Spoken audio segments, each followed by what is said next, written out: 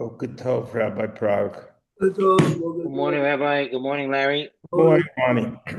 Two bits of happy news to share. My granddaughter got engaged yesterday. My son Joe's daughter, Tzidi, got engaged yesterday. We had L'chaim last night. This morning we had Brit Milah of our new great-grandson, Baruch Hashem. Oh, Mazel Tov, Mabruk. Wow. Baruch Hashem. This week we have a double Parashat Chukat. The first topic in Parashat Chukat is the topic of Para Aduma. Interestingly, the Rambam, look a second. Okay, let's read a second, the Psukim. Honey, if you have the art scroll, it's page 838. I'll go through in just a minute.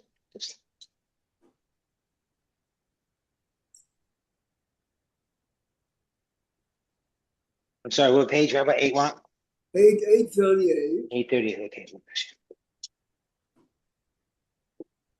And the parasha begins, וידבר השם אל משה ואל אהרון לאמור זאת חוקת התורה. Here the Torah specifically, there are a few other places the Torah refers to certain mitzvot as chukah, but here by Para Aduma, the Torah specifically says זאת חוקת התורה. We'll spend time, not now. Why is it here? דבר בני ישראל ויקחו אליך Para Aduma Temima, she has to be completely red. Asher ein ba mum, she has to be without a blemish like a korban. And another new requirement, asher lo ala alea ol, which means if she ever carried a load, if she ever plowed, she is pasul. ולתתם אותה אל אלעזר הכהן. What is Elazar? It's really every Kohen, but if we can, we have to give it to the Kohen. והוציא אותה מחוץ המחנה. Unlike any other korban, that if you slaughter it outside of the premises of Beit HaMikdash, it's pasul. Here is the opposite. Para Aduma has to be made outside of Beit HaMikdash, but facing Beit HaMikdash. והוציא אותה מחוץ המחנה, ושחט אותה לפניו. Who is ושחט אותה לפניו? Who is ושחט אותה?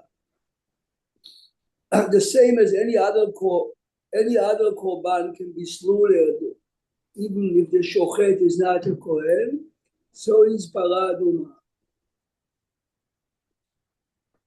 ולקח אלעזר הכהן מדמה באצבעו.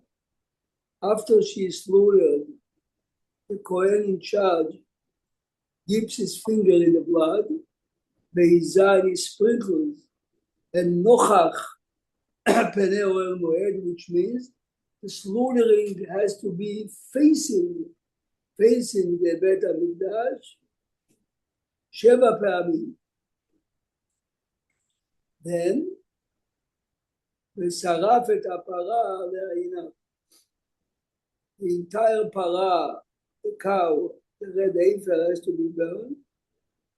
Even the skin, unlike any other korbanot that you skin the animal, basically what you offer is the limbs or the entire korban.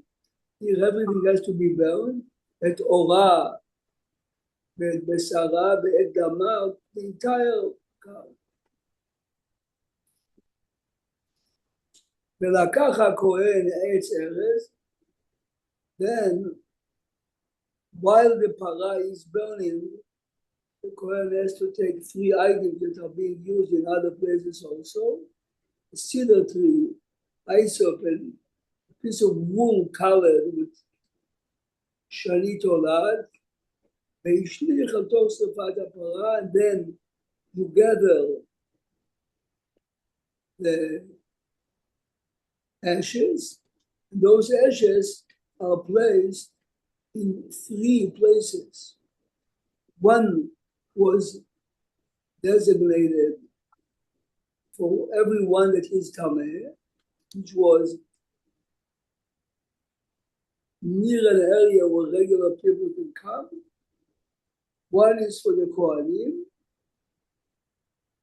and one is for future Parot Adumot. This is the general rule under Pesukim. Look now, open the Rambam. You have Rambam Sefer Tahara. Rabbi Prague? Rambam Sefer Tahara, Ilchot Parah Adumah. Yes, go ahead. Why does what if the reason that Aaron doesn't get this is because he's the Kohen who does it becomes Tameh? This is a good question. We'll talk Because about last week we talked about Aaron does, or 2 weeks ago, Hatavat Hanerot. But this looks like, is this a big thing? Like it's unique, and does Aaron not get it because he's going to be? We'll see it. And why does he change the word from Elazar to Kohen? He should have stayed. It Because should Be'emet, any Kohen. shared by every Kohen. But mitzvata, if you can, do it b'sgan. Let the sgan do it. Please open the Rambam Sefer Tahara, Ilchot Parah Adumah. Should say on top Ilchot Parah Adumah. But in your book, it's page 49. Page 49.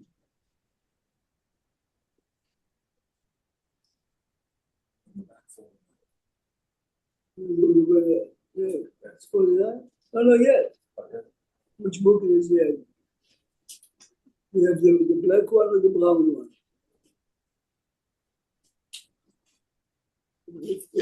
Here's the brown one. I got it. But does it say on top Ilchot Parah Adumah? No. What? What Tumat Met it says? No, it's in the back. It's in the back book. Yeah, it's all the way. So the Rambam says like this. Mitzvat Parah, you realize it's not an egel, which is a calf. Parah. I don't want to start to read it. Let him have his book. Well, you got it. So this way he did mitzvah, good mitzvah. Mitzvat Parah Adumah שתהיה בת 3 שנים. In addition of being a red heifer, has to be 3 years old, this is Parah, or בת 4. אם הייתה זקנה, כשרה בת שאין ממתינים לה, we never wait till she gets a little older. Why? Shema tashchir, maybe some of the hair, okay, will become black, pasul. Now listen carefully. This is why the Ein Lokchim, if you remember a few years ago, some people claimed that the red heifer was born somewhere in New Jersey. The Ein Lokchim Egla or Megatlim. You cannot take a young calf and isolate him and raise him till the age of 3. שנאמר, listen, you learn Chumash. ויקחו אליך פרה. You realize, just read it. מה זה ויקחו אליך פרה? When you purchase it, she has to be already 3 years old. You cannot, farmer realizes, I have now a young calf who's born red. ומגדלים אותה שנאמר ויקחו אליך פרה ולא עגלה. Please listen carefully now. לא מצאו אלא עגלה.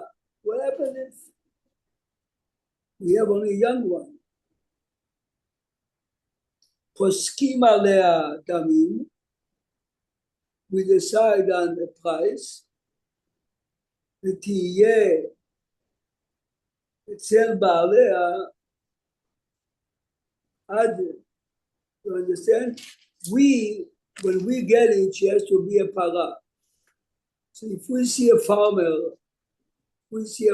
that has a calf born by him, you would tell him, listen, we have an interest. We, so to say, put a down payment, but we cannot take it from you until she's free.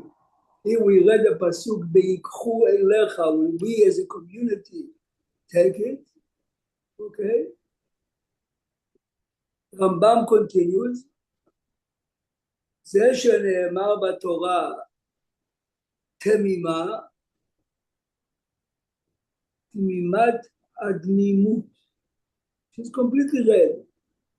לא תמימת קומה, not that she has to be the size of a cow, אלא אם הייתה ננסה, even if she's a midget, very short, כשרה. היו בה שתי שערות לבנות, if she has two hair that are white or black. And listen good what he says now. בתוך גומה אחת, and they're coming out from the same spot, פסולה. Okay, he's going into what happened. He says if the roots of the hair are red, then the other half is white. If the roots are red, you are permitted to cut the top. Okay. Okay, then he goes into many interesting details. Look at Halacha Zayin. You realize we just read in the Pesukim, Para Aduma Temima, Asher Ein Ba Mum. If you're telling me that you cannot have a blemish, what is the Temima? You noticed already that the Rambam says that Temima means Temima in the color. So what is Ein Ba Mum? Look in Rambam Halacha Zayin. Look at the Rambam Halacha Zayin. The Rambam says, Kol hamumim haposlim bekodashim, poslim bepara. Any blemish that disqualifies regular animals for being a kosher korban makes the para disqualified. Shneimar asher ein ba mum. For instance, any animal that was born by a C-section is kosher for consumption, but not for para aduma. So הייתה יוצאת דופן, או מחיר או אתנן, או טריפה, פסולה. He's giving an example, yes? If you exchange para aduma for a dog, the same way that the animal becomes pasul by a regular korban, so is he. Okay, so he's giving another many examples. Fine. Now I'm going to your question now. We're going Halacha Yud Aleph. Halacha Yud Aleph. Af kohenet yod kasher lesrefat hapara. Even a non-kohen gadol, a regular kohen, can handle it.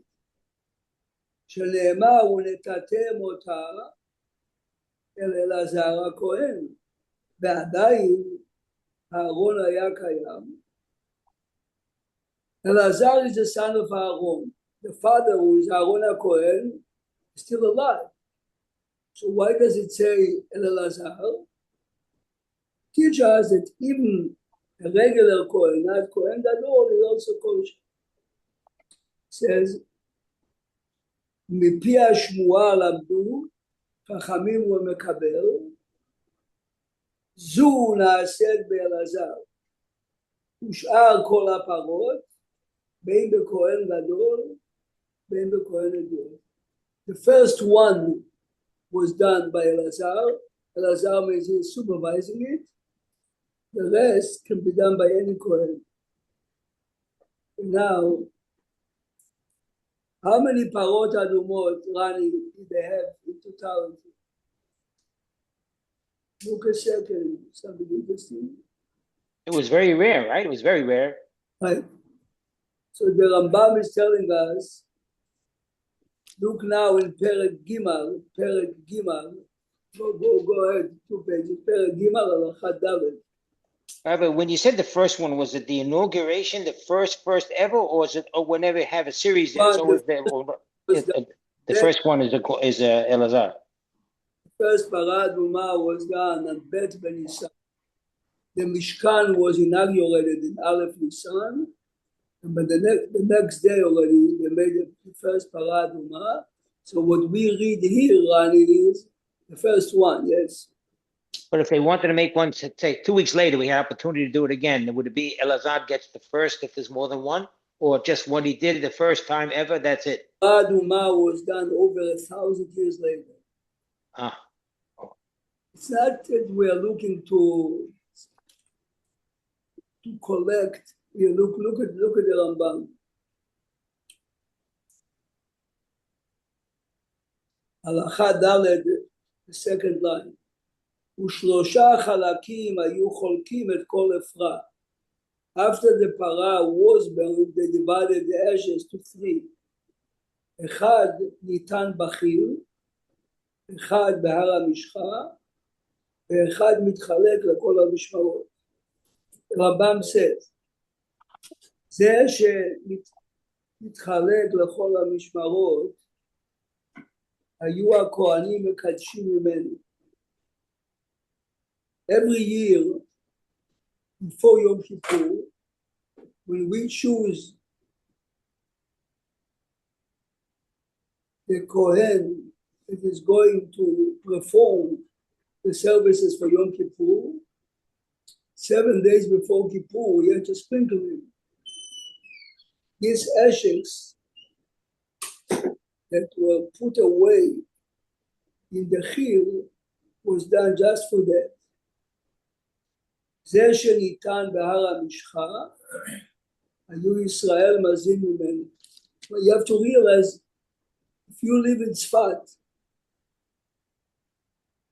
and you became Tameh. Be'emet, it does not affect you on a daily basis. However, if you are a Kohen, of course it's affecting you because you cannot eat terumah, you cannot eat challah. So you have to travel to Yerushalayim. This is why most of the Kohanim always lived around Yerushalayim, not only because of Parah Adumah, because they have to serve twice a year for 2 weeks, and on the holidays they have to come. So it was but for ordinary Jews, when they came Pesach, Shavuot, or Sukkot, they cannot enter the area of Beit HaMikdash unless they are sprinkled. So they had a large, making it up, container or place where the ashes were there. So right, is there enough to go around for the masses of the people?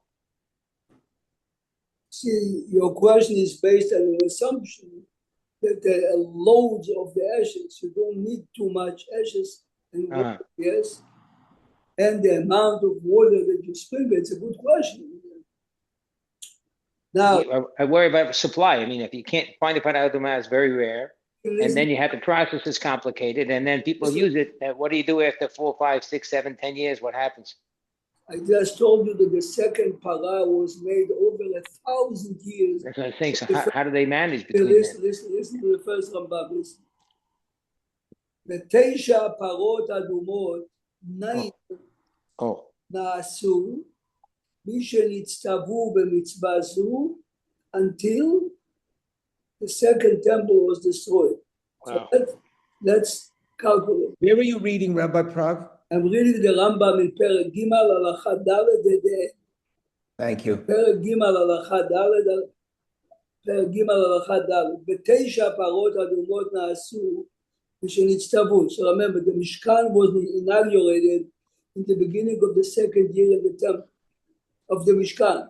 So this is 40 years. Then they're going to build the Mishkan in Shiloh, 369. Then 57 years in Northern Givon. Then the first and second temple. So till Yunis, 9 parot ad shecharav habayit bashniya. until the second temple was destroyed. Mm. עשה משה רבינו, here, honey. Yeah. שנייה עשה עזרא. When is Ezra? Ezra is in the beginning of the second temple. So Yeah, long time. it's a little more than 1,000 years after the first. So Hani's question is, did they have enough? The real answer is people were very careful not to become Tameh. And Be'emet, remember, we are today, we're regular people, so it doesn't make any difference to us.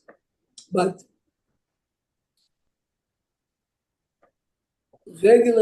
ordinary people did not play around with dead bodies or cemeteries. Yes. Vesheva me'ezra ve'ad churban habayit. And the last 400 years of the second temple, they needed 7. So here it is, 1 from Moshe till Ezra, which is around 900 to 1,000 years, and 7 more, which means people were not as careful. People were not as careful. Listen how the Rambam in a rare type of an expression says, Beha'asirit, and the 10th, Ya'aseh HaMelech HaMashiach. What word did you say? Vasri what? Beha'asirit. Yeah. Ya'aseh HaMelech HaMashiach. So I have Oseh HaMelech HaMashiach. Very interesting, very interesting. Right. He has a different edition in the New Rambam. I'm sure Bayas also is Oseh. המלך המשיח מהירה יגלה, אמן כן יהי רצון. Rarely the Rambam this is the Rambam speaking now, yes? Yeah, but they say here, Ve'eno milashon Rabbeinu. Interesting. Which part? Im kain yehi ratzon Ve'enenu milashon Rabbeinu. Ken yehi ratzon was added by the, really? מי אומר את זה? It's just in one of the, it says, Aleph Chaf Yud, Rashi Tevet Reish. I don't know what that means. No, which means, Amen, Ken Yehi Ratzon, that's what I thought. Ve'eno Lashon Rabbeinu. Yehi Ratzon was added, really fascinating. What's the difference in the subtleties of the text, please? Could you explain it, the different word, asut? No, all the years when I read this Rambam, the Rambam is saying that the 10th one is going to be prepared by Melech HaMashiach.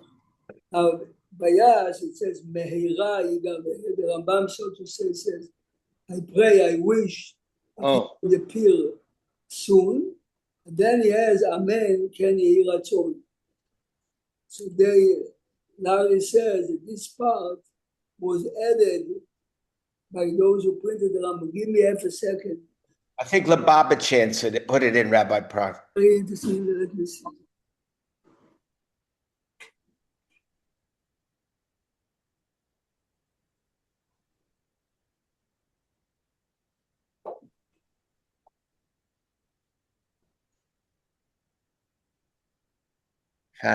I'm looking now in the Shabtai Frankel Rambam. It probably depends a lot on the different editions.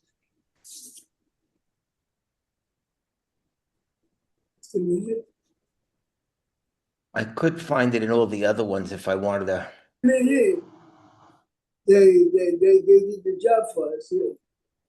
You're right. You see, in the new edition that we have by us here, this word is taken out. The Asirit, Oseh, as you said, not Yaseh, Oseh, Melech HaMashiach Meira Yigalen, the word Aleph Chaf Yud Reish, is missing, which means you're right. So it's more definitive, not wishful, so to speak? They are saying that in the manuscripts in the old Rambam, this wish, Amen Ken Yehi Ratzon, is not written. Meira Yigalen is written. So meaning writing as if it's going to happen, not B'ezrat Hashem, it will happen. It's going to happen. Am I interpreting it right?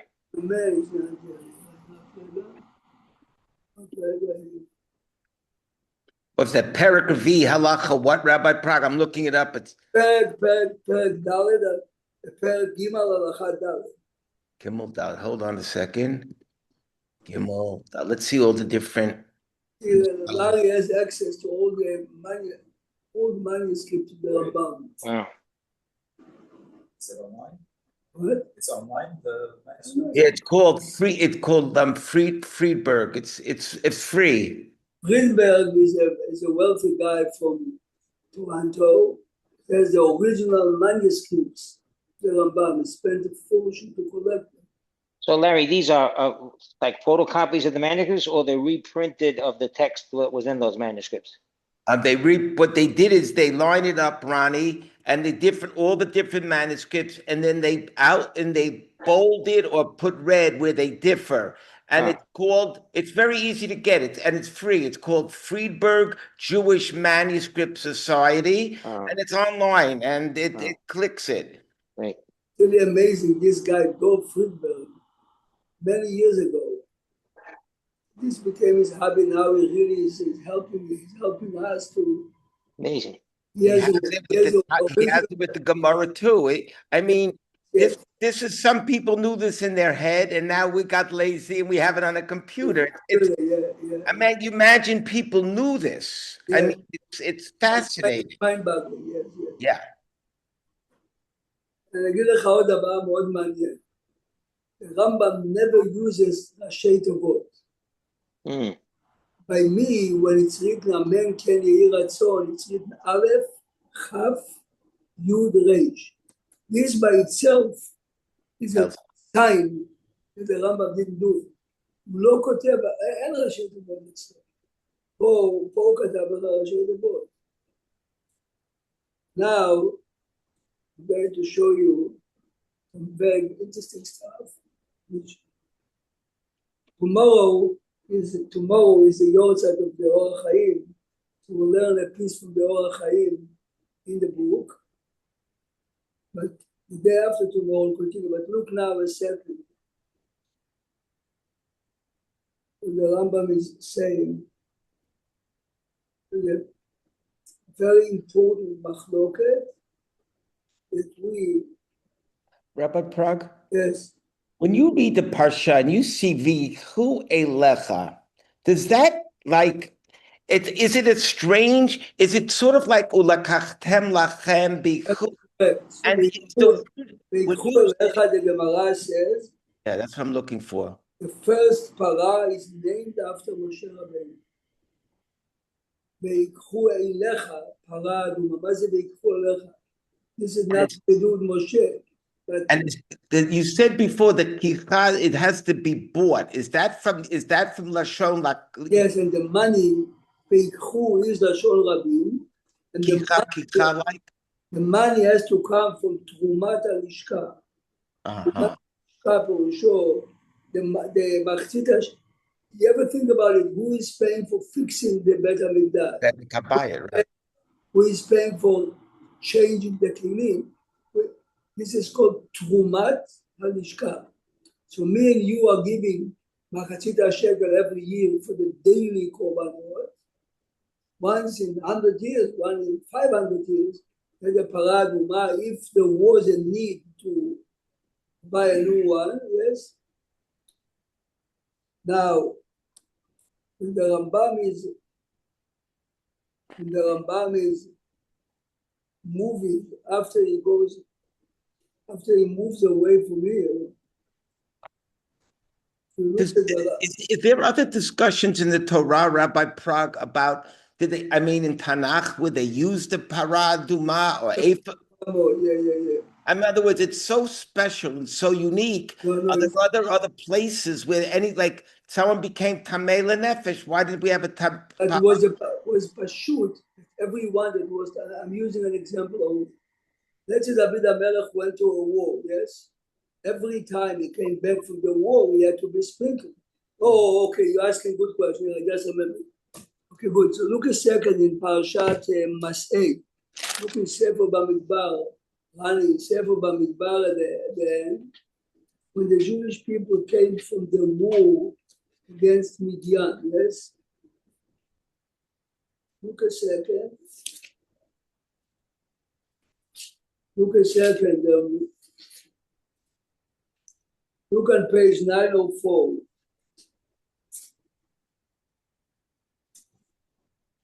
Parak, when you have a second, just tell me. So, but you expect Lamed Aleph. Lamed Aleph, okay. No, gotta be Lamed Daled, you mean? Lamed Aleph. Sefer Babin. Lamed Aleph. That's in Matot. Okay, doesn't matter.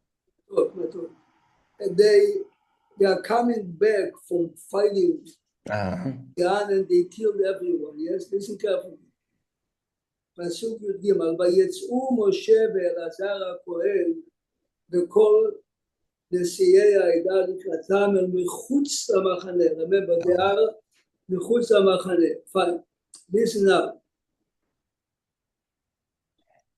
Then he says to them, look now, פסוק י"ט.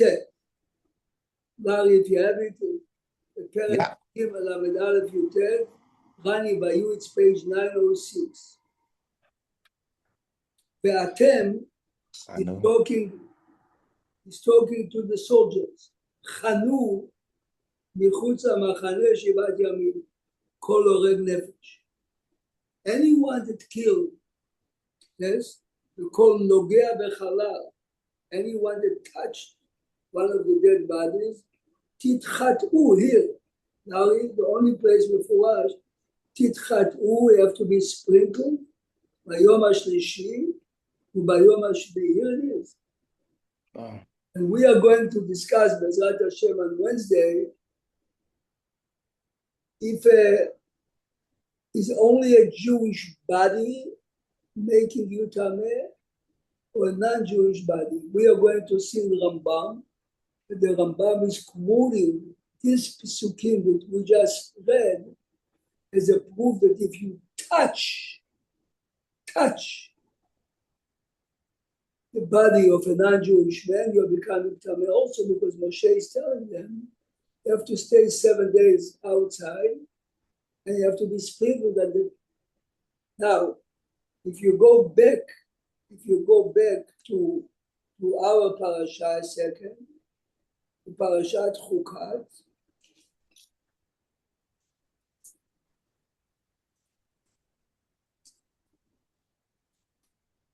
right before, yes, Zot HaTorah, Adam ki, look on page 840, Larry, by you, it's Perek Yutet, Pasuk Yudalet. Perek Yutet, Pasuk Yudalet. Zot HaTorah, you see? Yeah. Adam ki yamut be'ohel. Person died. כל הבא אל האוהל, whoever enters the tent, וכל אשר באוהל, יטמע שבעת ימים. What is the phrase, אדם ימות באוהל? So there is one opinion, which we're going to discuss on Wednesday. This is Rabbi Shimon ben Yochai that says, אתם קרואים אדם, and of the Kochavim Kurim Adam, which means that the body of a non-Jewish person does not contaminate you in the Ohel. See, I just took you to Parashat Matot. But they were already in an Ohel, they were in a field, I'd say. And if you touch them, you become tameh. But here it says, according to Rabbi Shimon ben Yochai, that if you are in a room and a non-Jewish man died, you're not becoming tameh. We'll continue, but tomorrow we'll learn something from the Orach Chaim and this parasha. Have a wonderful, wonderful day. Yashik Hayach, Rabbi Prague. Thank you very much. See you tonight, Bezrat Hashem. Thank Yes. you, Hazaka Baruch. Thank you. Good night, Ronnie. Mazel tov, Ronnie. Thank you. Okay, Thank you. double mazal tov, man. Yeah. Thank you. B'ezrat Hashem, everybody will share these types of happiness. You're not kidding. Mabruk. It's a good start for the summer, Rani. Great, Baruch Hashem. Baruch Hashem. week. B'ezrat Hashem, I'll see you tomorrow, Rabbi. B'ezrat Hashem, I'll be in Brooklyn tonight. Good night. I had the pleasure of reading in your Sefer Torah today, so I You really read in your Sefer Torah today. Wow, perfect. Wow, even Rani, better. the book of Guinness, today we did not have a Kohen. I don't remember for many Really? You didn't have a Kohen in the Minyan? Kohanim. Over there. Wow. Wonderful day. Thank you. Thank you. It was a small crowd. We didn't Yeah. have a Thank you.